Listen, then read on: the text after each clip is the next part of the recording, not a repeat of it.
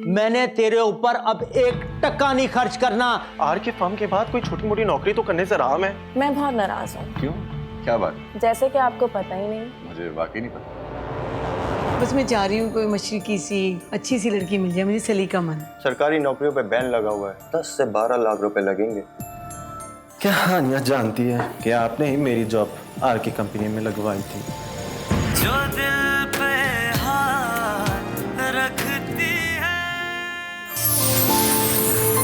देखिए आप हर जुमे की रात 8 बजे सिर्फ टीवी 1 पर। आपसे रिश्ता है प्यार का। ऑलराइट जी, मैं हमेशा एक ही बात कहता हूँ कि हमसे बेहतर प्ले कोई नहीं बनाता, हमसे बेहतर कहानी कोई नहीं बुनता।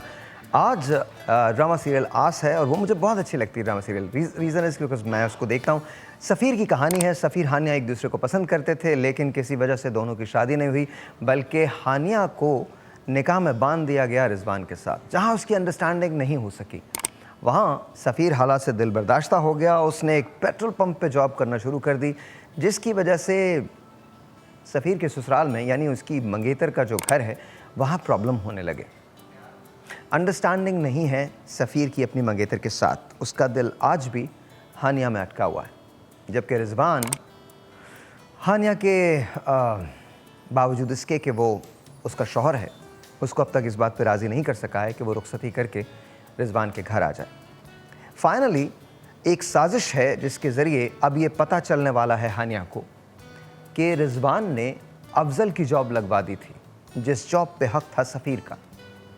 हालात से बहुत सारे लोग तंग आते हैं, लेकिन सफ़ीर सच के सफ़र को कायम रखे हुए है। क्या सफ़ीर हालात से दिलबर्दाश्ता होकर कहीं और चला जाएगा, या फिर हानिया रुखसत होकर रिजवान के पास आ जाएगी, ये जानने के बावजूद कि सफ़ीर का हक मारा गया है?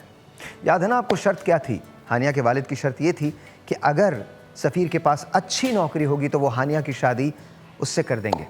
और जब सफ़ीर वो नौकरी लेने पहुंचा तो अफजल को वो नौकरी दिलवा दी रिजवान ने, क्योंकि रिजवान हानिया से शादी करना चाहता था।